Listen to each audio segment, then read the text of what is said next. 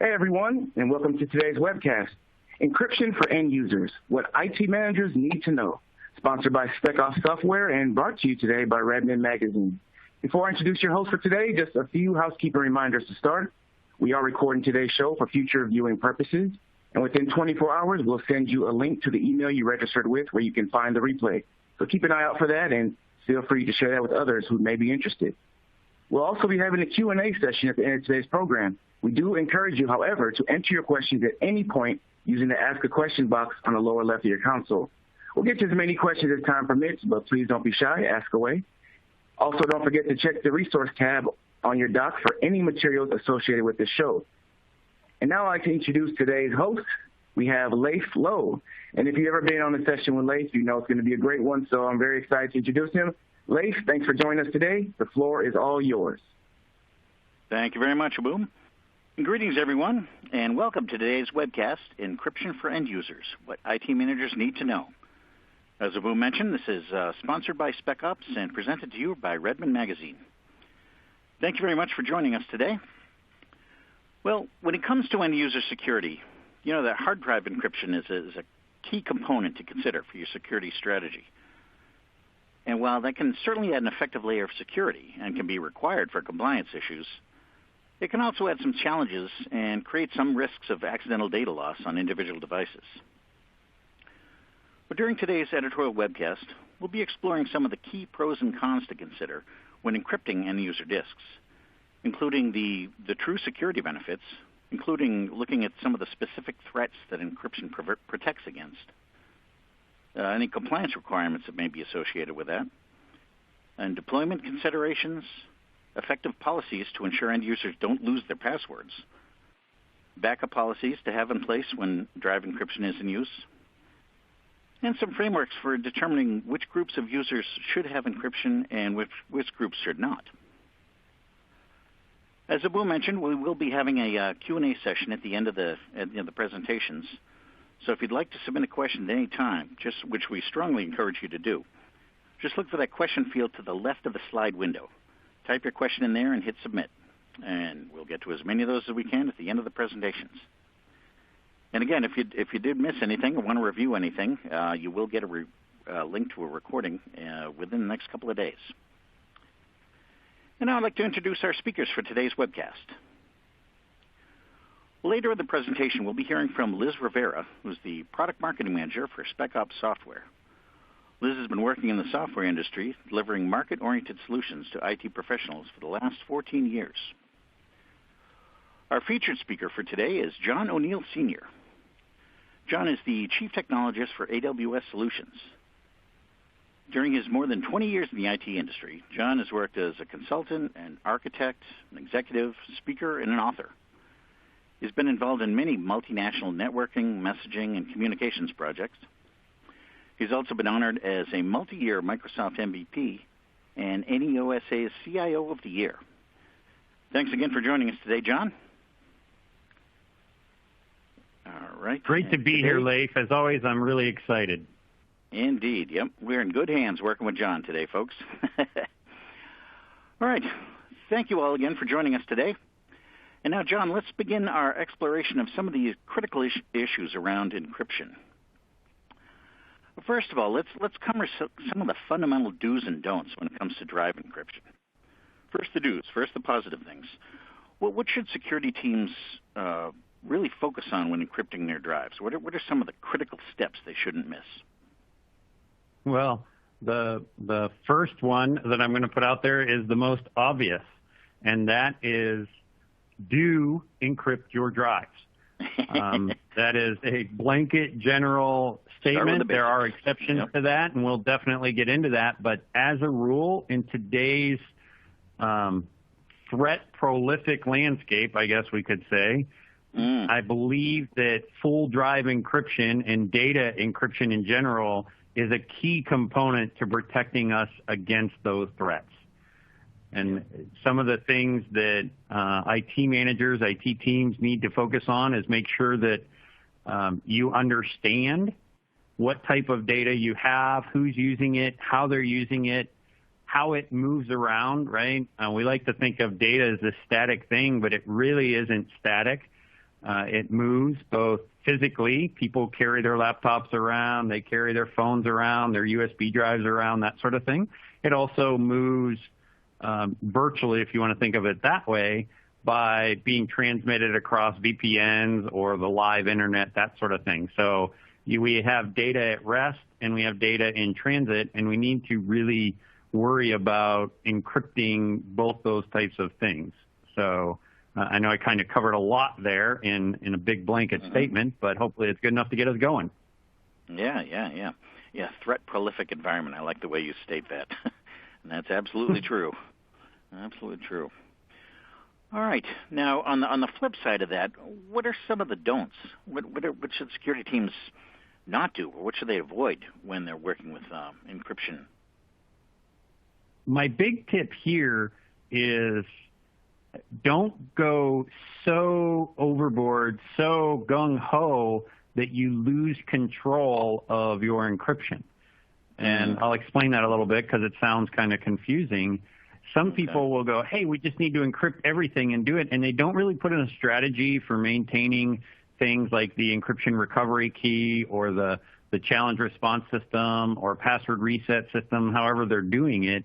And all of a sudden, they've got people who are locked out of their encrypted device and no real understanding or methodology in how to recover it. So, while my do was get going and do this, I want to add a don't in that don't do it with such enthusiasm that you lose control of it, right? Do it like most things in IT. Be methodical, be concise, be precise. Okay. And do it at the right level, perhaps in encrypting. Are there levels of encryption that you see IT managers using? Absolutely, and that is important, and I know we're going to get into that more here, but encryption adds multiple layers of overhead. There's the physical overhead that a lot of IT folks think about, and that's the overhead required of the processor and the memory and the system and that sort of thing to do the actual encrypt, decrypt cycles. But there's also the other overhead that represents an expense to the organization, and that's the management of all this encrypted stuff, right? Yeah. And so the IT team's time in managing encryption and managing password resets and all that, there's also the potential for time and resource impact to the individuals that are using the encrypted data. It's all well and good to encrypt and protect that marketing person's drive so that intellectual property doesn't get exposed or out there, but it kind of loses its luster if the marketing person themselves can't get access to the data, right? They have no real way to get access to it and use it. So basically, we in IT have just made their data unusable and meaningless.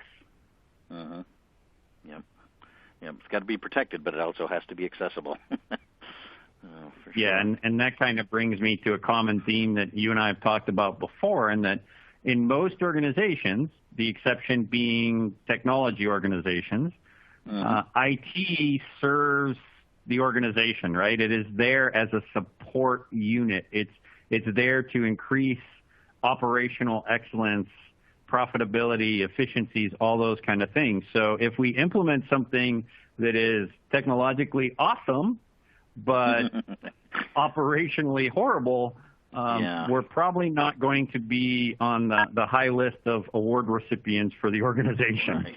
Right. Yeah, that makes sense. All right. Now, looking out on this threat prolific landscape, as you say, what does encryption protect against specifically? I mean, are there certain types of threats against which encryption is particularly effective? Absolutely. And encryption helps with a number of different types of threat vectors. There are some very obvious ones. So when we talk about full disk encryption, for instance, right, encrypting the hard drive in our laptop or encrypting a USB drive that we carry around, that sort of thing. What are we really protecting against? What threat are we worried about? Well, we're worried about somebody who we haven't authorized picking up that device and gaining access to the data that's on it, And whether that be an actual malicious actor, so a thief that actually wants to steal it and see what it is and sell it on the black market or whatever, or just a non-malicious actor, meaning somebody who's just nosy, right? Yep. Or whatever. And in both cases, those are still threats. They don't have to necessarily have malicious intent to do damage. And the fact is if they can do damage, it's a threat. It's a threat. So that's one thing that the encryption gets at and helps us with.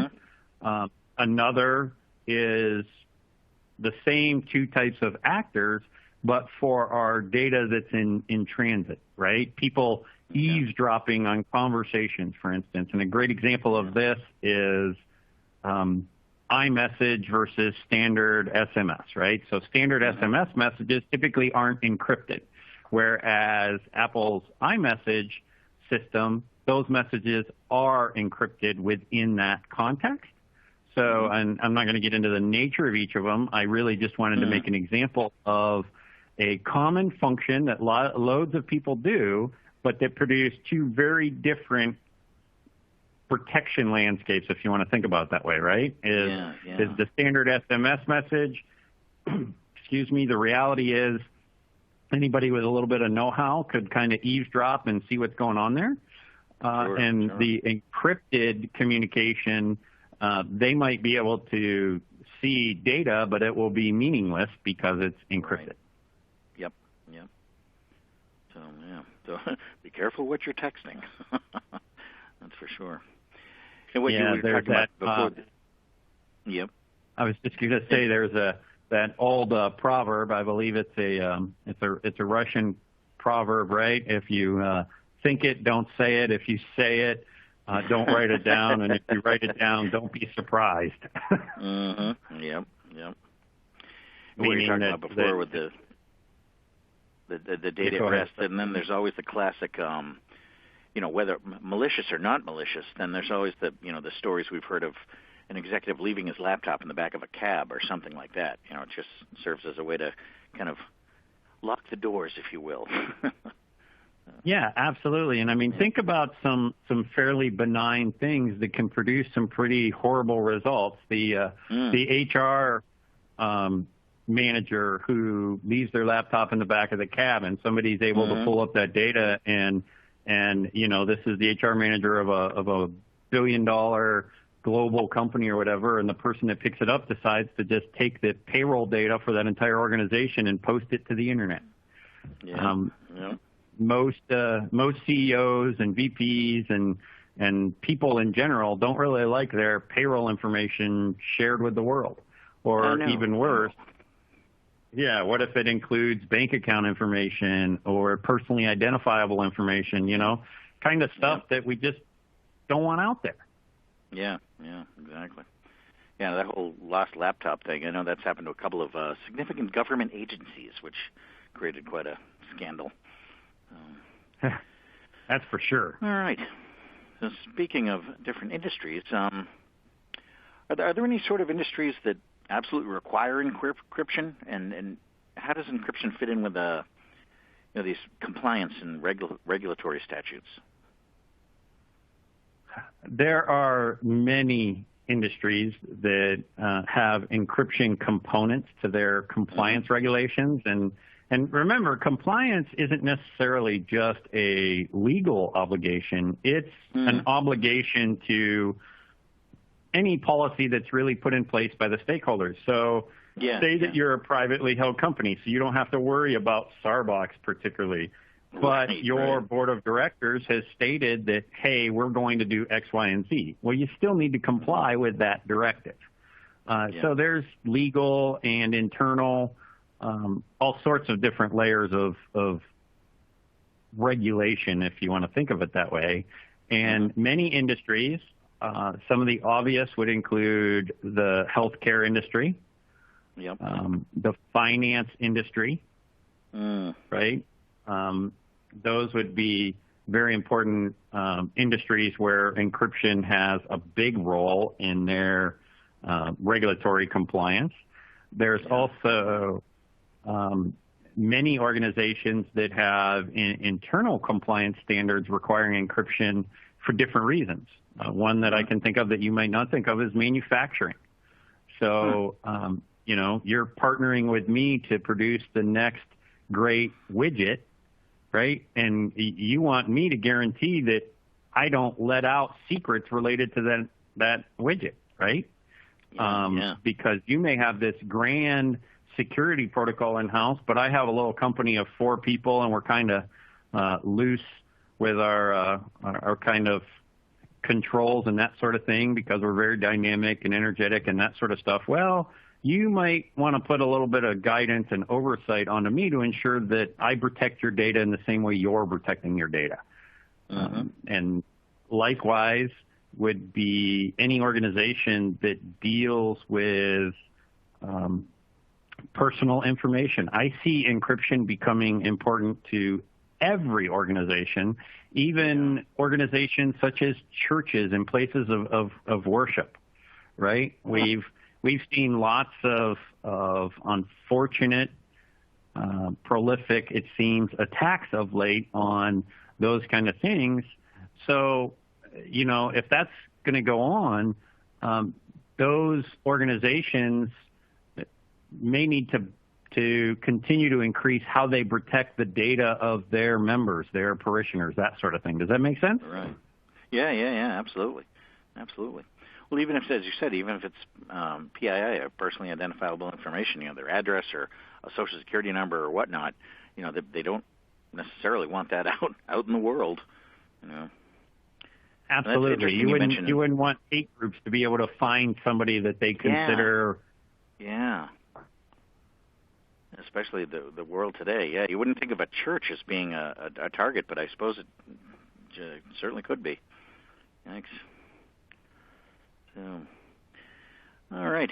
Well, encryption is certainly effective protecting against threats, but now we have to worry about the flip side of it. What might happen, if they lose passwords and whatnot. What sort of backup and recovery policies do you think should be part of a kind of an overall encryption strategy? This one we could do a whole discussion just centered around this one. Exactly. I'll try and be succinct here with a couple good pointers. Okay. One, when you back up your data, you need to make sure that you're backing up in a form that when you recover it, it's usable. And what I mean by that is if somebody has encrypted their data, right? And let's say they encrypted it in a way where only they know the encryption key, but it's company data, it's organization data, and you back it up, and that person leaves the company or whatever, and you're like, heck, they took their laptop with them, but they've got all these engineering drawings on there. Let's go restore it from the backup. And you restore the backup and learn that the data in the backup was encrypted with that personal key, right? You have no access to the data. You essentially just lost your data. Then there's also the backup and recovery considerations, like you mentioned, regarding, hey, I lost my key, or I forgot my PIN, or whatever, and I need back in. What can we do to protect those things? Well, there's all sorts of methods around that.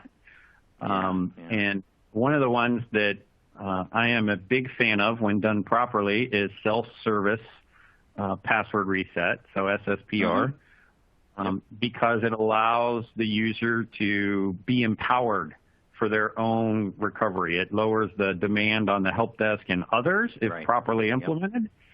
And it creates a mechanism where users can get back into their stuff pretty easy, pretty straightforward, using some other form of identity verification. Along that lines, there's also other methods of like network unlock. This is a good one organizations that need to make sure that data doesn't walk out of their facility. So instead of a locally stored encryption key or a PIN that a user enters, you basically implement so that the network, its presence on the network causes it to get an unlock sequence, right? So if somebody takes it out of the network and tries to boot it up outside the organization, it's not going to decrypt. That data is going to be secure.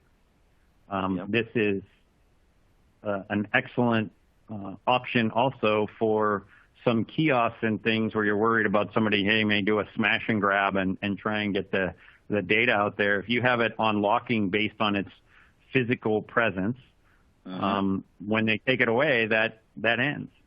Yeah, that seems like a good strategy, especially for like sensitive corporate data, engineering drawings or things like that, like you mentioned. Yeah, and remember this truism that I've kind of come up with after 30 years, I guess, in this industry, and that's that people will absolutely try and convince you something is unimportant until they lose it, and then they realize it's absolutely critical, and now it's false because you're in IT, right? So they will tell you, oh, this doesn't need to be password protected. This doesn't need all this encryption junk that you're making me type a password, and I shouldn't have to use different passwords, and right, all those things that every IT person has heard. All that takes place right up until the point where that same individual is coming to you and going, hey, I left my laptop in the back of the cab, and I had everyone's social security number in a spreadsheet. Is there a way you can protect that?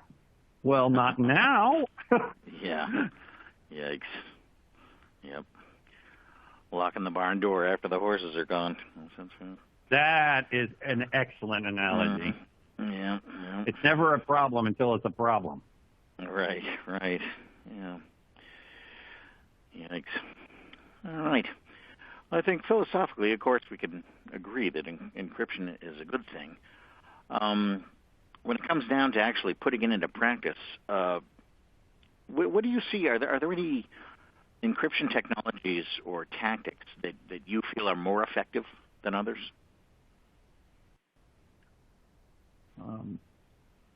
One nice thing that's happened in the last decade plus is the development and implementation wide scale of the trusted platform module, right? The TPM that you find in a lot of modern computers. Because the TPM gives us a place to store encryption keys and verify identity, if you will, very easily.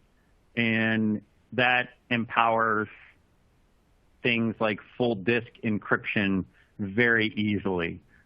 Within Windows, we see BitLocker a lot, or third-party products like, the semantic products and things like that. But full disk encryption is really nice and very effective because, by definition, it's encrypting everything on that disk. You don't have to worry, did I miss something? Right? And that's one of the problems with, for instance, just folder-by-folder encryption is that's great until somebody accidentally saves it to another folder that isn't encrypted, or things like that. And yes, there are absolute techniques and strategies and products to manage that kind of thing, but I'm kind of a believer in the KISS methodology, if you will. The simpler we keep it, the easier it is to manage, the more effective it will be. Right. Okay. Yeah, it does seem that the full disk encryption is certainly more higher impact than file level encryption or folder level encryption, for sure.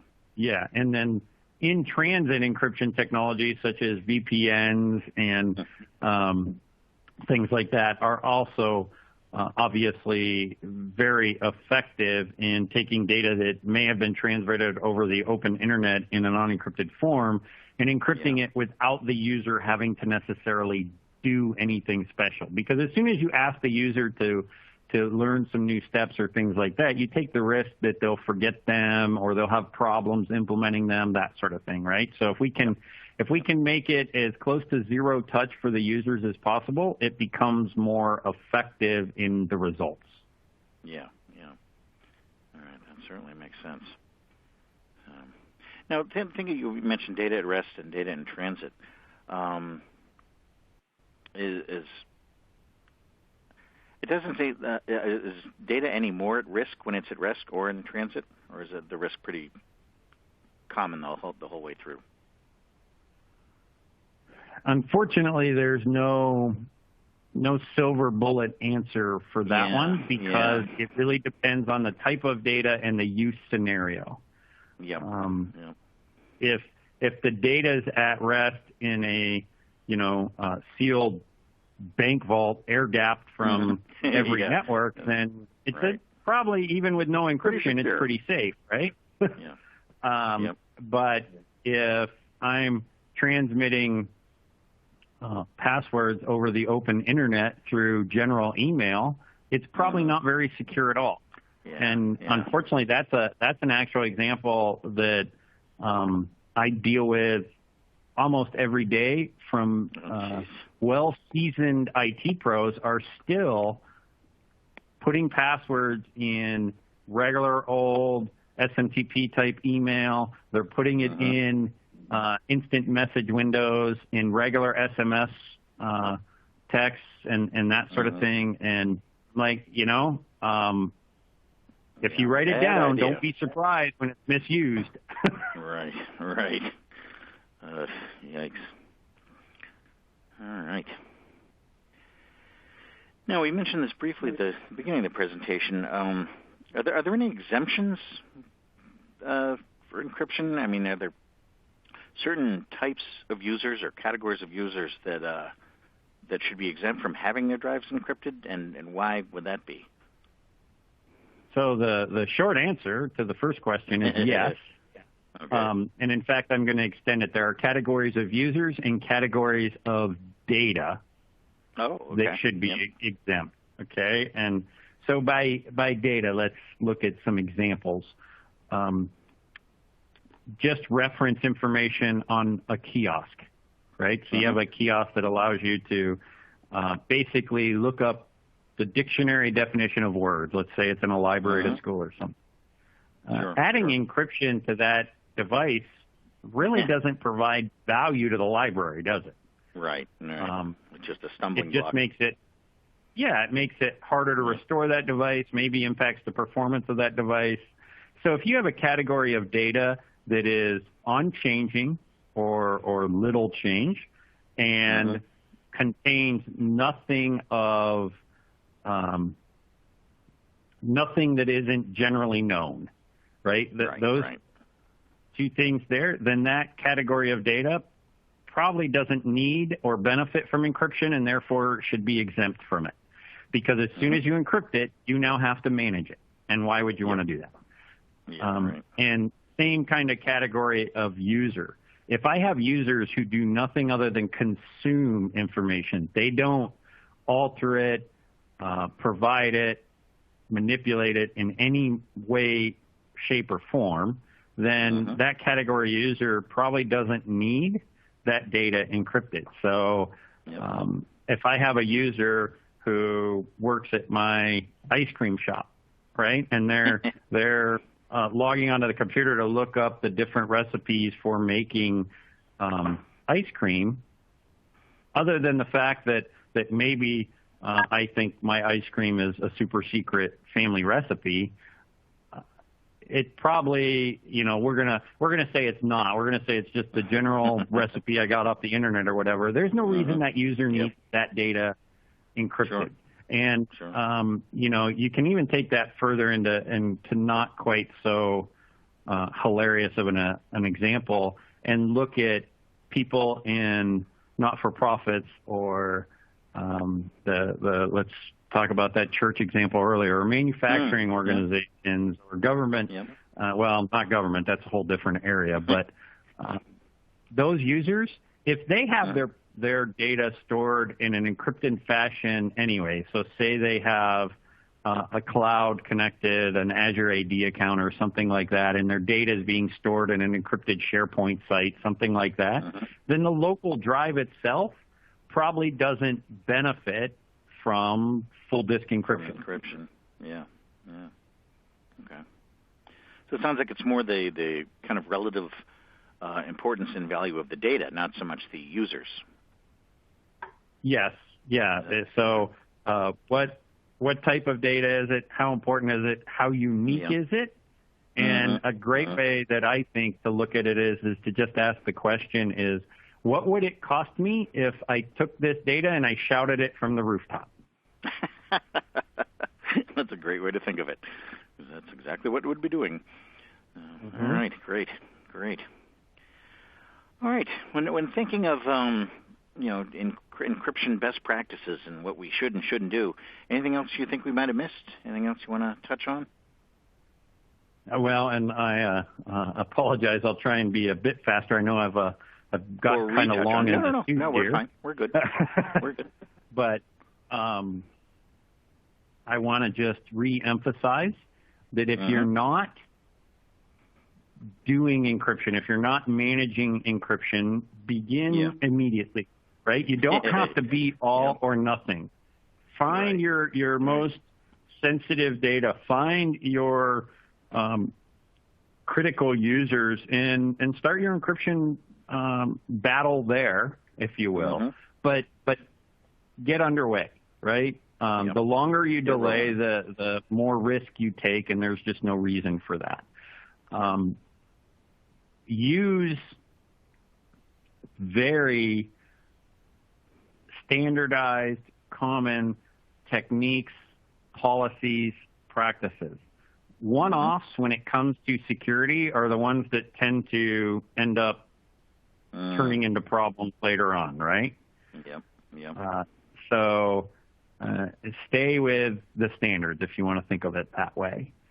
And definitely learn about advancements like multi-factor authentication and things like that for identity authorization and verification, all those kind of things.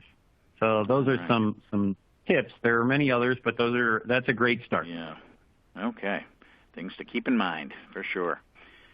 All right. Well, thank you very much, John. Those are some very valuable insights and some good stuff to think of for sure as we move along.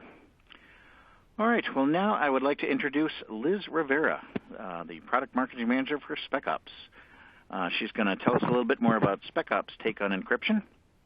Okay. Take it away, Liz. Thanks, Lace and John. So I will be talking about lockout-related issues as they relate again to encryption. But before I do, just would like to say a few words on SpecOps. So we have been developing simple Active Directory integrated solutions that really solve complex IT problems, and we've been doing this for over 18 years.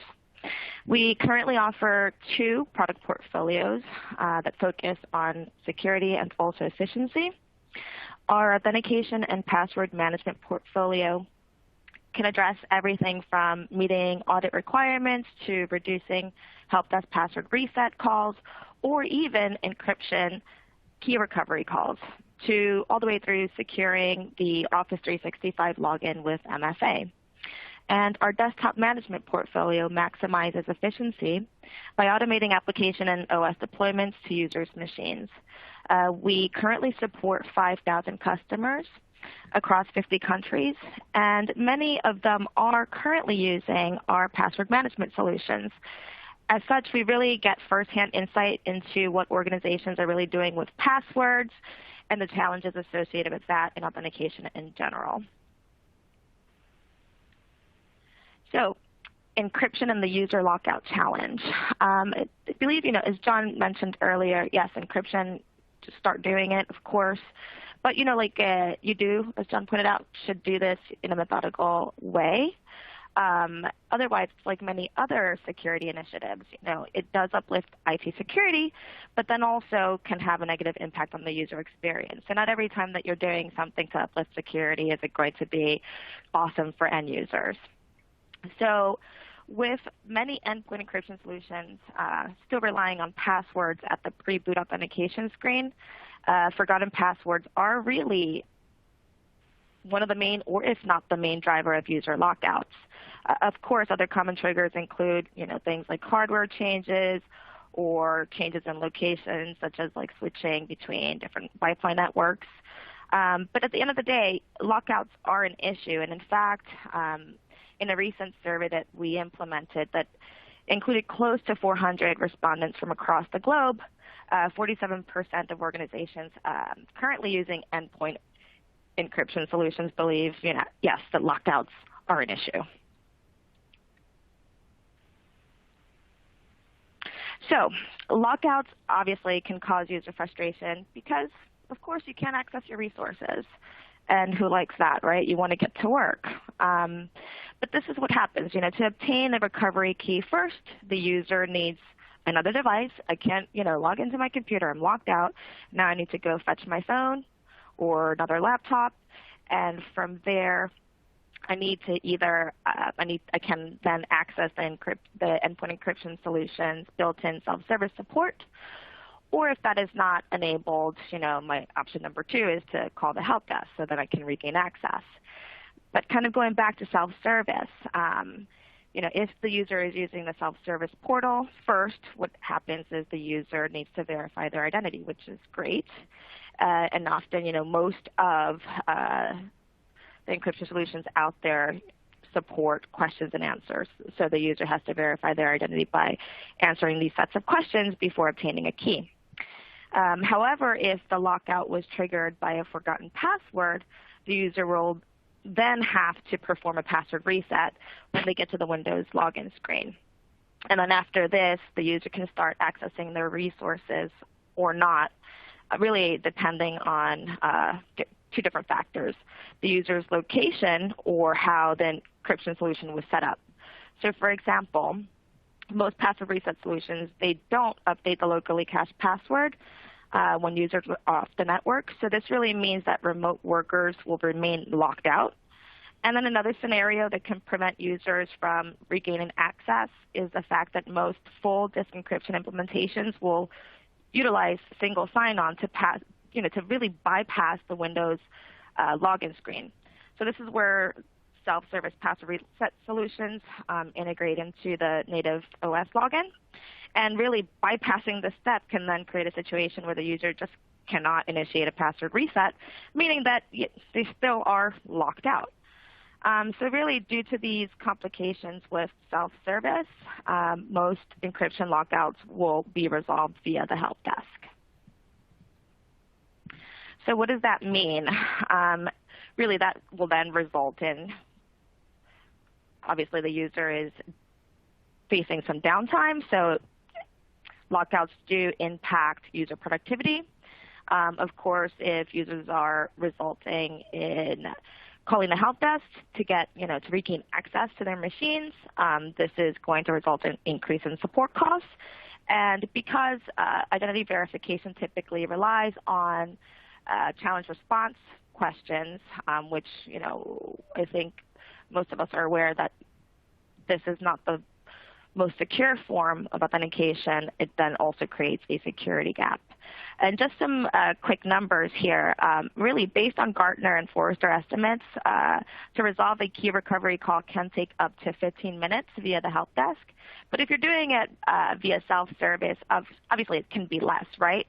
But if the user, like I said before, is remote and has been locked out to a forgotten password,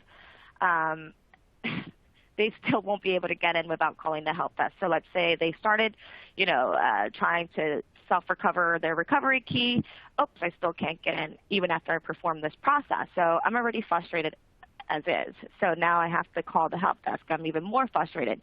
And imagine if, this is happening during, call center off hours. Now, you have a frustrated user that probably becomes an irate user at the end of the day. And in terms of cost, the average cost per call is about $15 with an average occurrence of 4 times per user per year. So if you look at this in total, you're looking at $60 per user per year in additional support costs. And like I mentioned previously, since key recovery, whether it's via the help desk or via self-service, significantly relies on users verifying their identities with security questions, of course, then this can create a security gap, which is not great because you are trying to uplift security at the end of the day. So how can we help? We recently introduced Spec Ops Key Recovery, which is a solution that addresses the usability, cost, and security issues introduced by endpoint encryption solutions. This solution allows users to retrieve their own encryption keys by verifying their identities with multi-factor authentication, and this can happen from any device and any location. The solution's multi-factor authentication engine contains over 15 different authentication methods, and these include third-party ones like Semantic VIP and Duo Security. This really allows IT departments to not only move away from using insecure security questions, but to also have the ability to pre-enroll users to the system with existing data. So if you're utilizing, for example, like you said, Duo Security or Semantic VIP, and you decide to turn that on as the form of MFA for this solution, the end users are already pre-enrolled into the system. So this, in fact, will then extend the value of that existing MFA investment while also reducing, the adoption barrier. Users really don't like to have to enroll into different solutions. And of course, since forgotten passwords play a major role in user lockouts, by combining Spec Ops Key Recovery with Spec Ops Reset, which is our self-service password reset solution, organizations can address lockouts triggered by forgotten passwords end-to-end. This can eliminate calls to the help desk, whether they're, password reset related or encryption key recovery related. And since the solutions share the same MFA engine, the user's MFA enrollments can be shared across both solutions. So again, if they are enrolled in Spec Ops Key Recovery, they don't have to re-enroll in Spec Ops Reset as an example. And again, this is an adoption barrier to any solution. So that adoption barrier is removed. And finally, since Active Directory passwords are commonly used within the encryption pre-boot authentication environment, it is important to ensure that that password is as secure as possible. And so with Spec Ops Password Policy, you can use this solution to really create smarter password rules that balance usability and security by blocking the use of things like predictable patterns, like incremental characters, adding 1, 2, 3, 4 at the end of passwords, or even banning keyboard patterns and lead speak. The solution can also be used to enforce the use of longer, stronger passwords and passphrases, to create custom dictionary lists to block the use of common words that are associated to your organization, or of course also to block the use of previously leaked passwords. So that's all I have to say about how Spec Ops can help. And with that being said, I'll turn it back over to you guys. All right. Thank you very much, Liz. Thanks for that. That's a great description. Thanks for that perspective. Just want to quickly remind everyone that there is still time if you would like to submit a question. Just look for the question field to the left of the slide window. Type your question in there and hit submit, and we'll answer as many of those as we can. All right, first couple of questions I believe are more specific to you, Liz. The Spec Ops product, the keylogger product that you were just discussing, what endpoint encryption solutions does that support? So currently it supports semantic endpoint encryption and also semantic endpoint encryption for BitLocker. But in the coming months, we are planning to support unmanaged BitLocker, and then of course, other popular encryption solutions such as McAfee, Sophos, and so on and so forth. Okay. All right. Sounds good. Now does your solution store the recovery keys? No, we don't. keys are stored and managed by semantic endpoint encryption, and what our solution does is essentially just relay that key from semantic endpoint to the user once they verify their identity. So no, the answer is no, we do not store the key. Okay, so it's not like one of those password vault type things. No, it's not. Okay. All right. All right, now a little more general question here. I'll start with you, John. Are there any situations where you'd say it's more difficult to provide a recovery key to someone who has lost or forgot their password? Yeah, the one that comes immediately to mind is the situation in which the person can't properly authenticate their identity, right? It may seem that it's common sense that somebody calls into the help desk and says, I'm Jane from accounting, that she's Jane from accounting, and you go ahead and do that. But the fact is from Kevin Mitnick forward, we've learned that social engineering is the biggest weakness in security, right? So what about those situations where somebody doesn't have a mechanism such as a multi-factor mechanism to verify their identity, right? Where they're really just saying, hey, I'm John and I've lost my password, do the reset.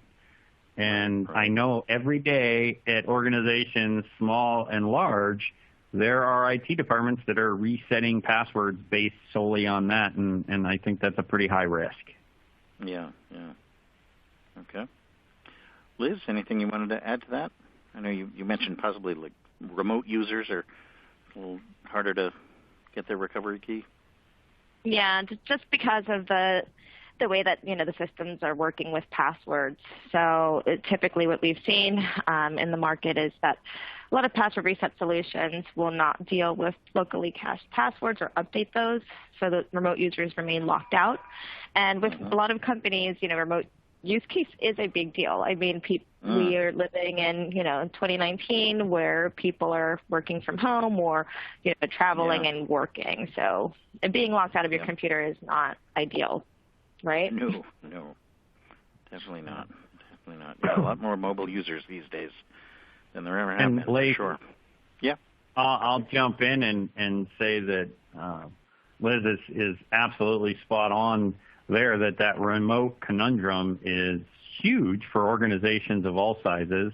One nice thing that we have going on right now is that most users don't have just one device. So if a company has properly implemented multi-factor or self-service password reset through different mechanisms such as the cloud, right? Like maybe you have a Active Directory to Azure AD type federation or synchronization going on, you can actually do SSPR from your phone to reset your password and get you back in.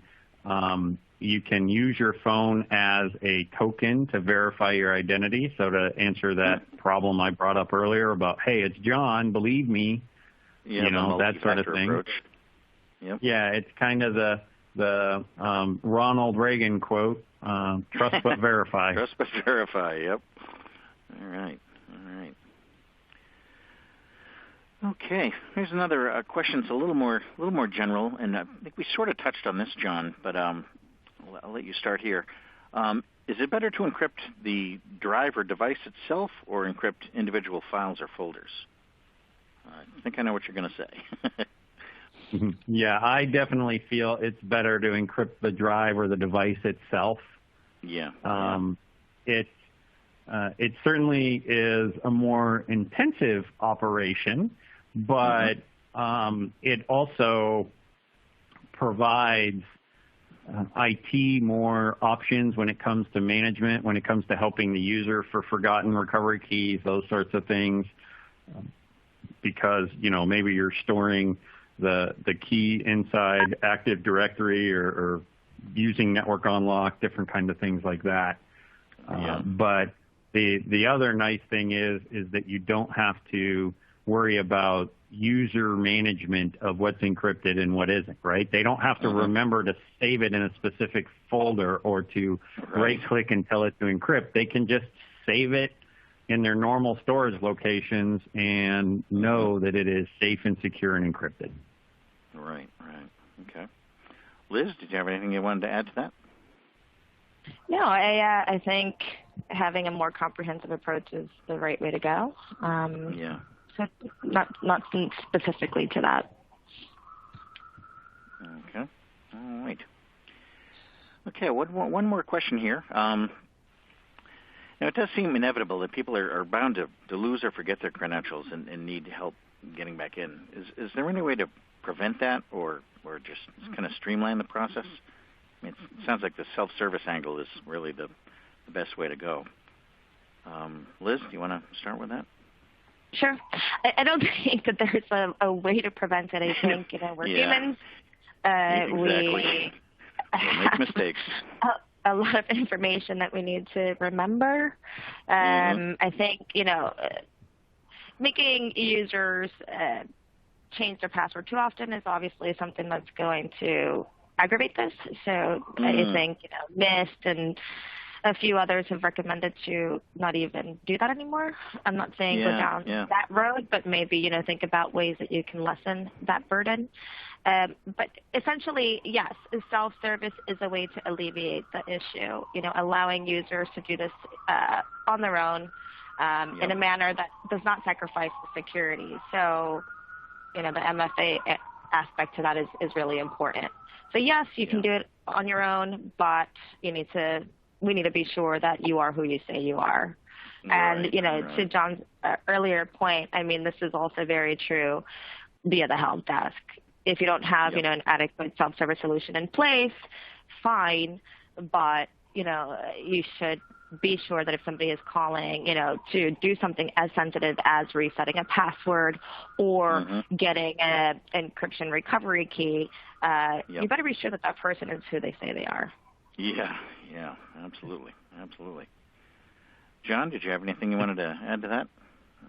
Yeah, something that I wanted to mention is that oftentimes, the people getting the first call are your level 1 help desk support people, right? So you don't necessarily have those people empowered with the right training, experience, and resources to make proper decisions. I mean, they may not even really understand how encryption is being done in the organization or whatever. So that's why it is critical to have tools, whether they be the SpecOps tools or, even other tools such as MBAM or things like that. You need to have a tool in place that those frontline workers can just use that tool, know how to use it, and service the customer, right? You don't want the customer to have to wait for 3 levels of escalation to get help with a password recovery. Absolutely.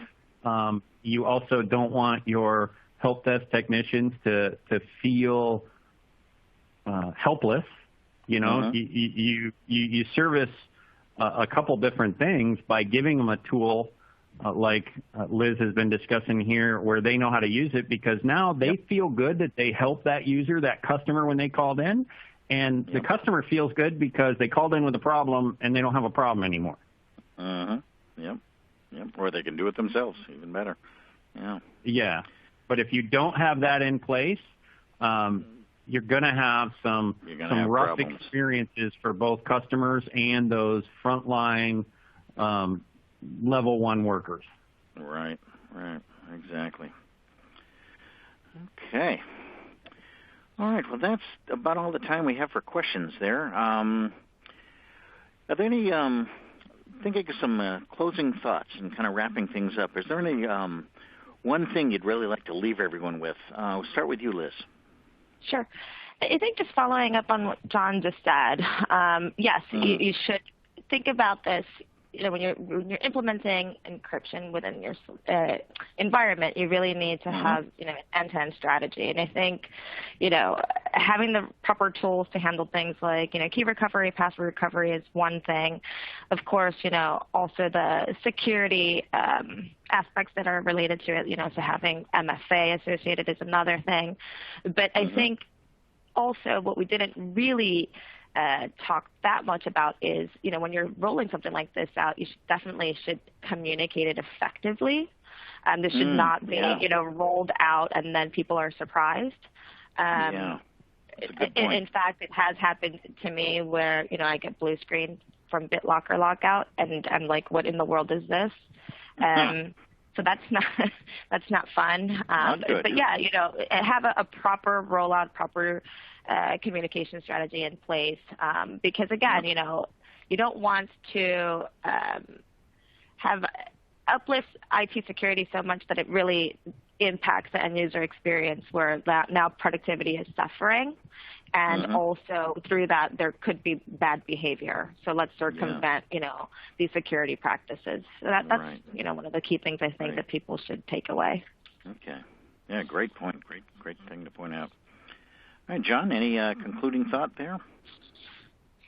So I'll wrap up by revisiting that concept that I mentioned earlier about that it's not uncommon for people to think a problem doesn't exist until it's thrust into their face, and then all of a sudden realize it exists and want to do anything they can to make it somebody else's problem but their own. Yeah. And so that's why it's absolutely crucial to do exactly what Liz just said and communicate early, often, and in a manner in which everyone can understand. Remember, we have generations, multiple generations that are working in every organization right now. So not everyone is going to be very IT savvy, right? We still have many people who started and worked much of their working career without a computer on their desk still involved. So using terms like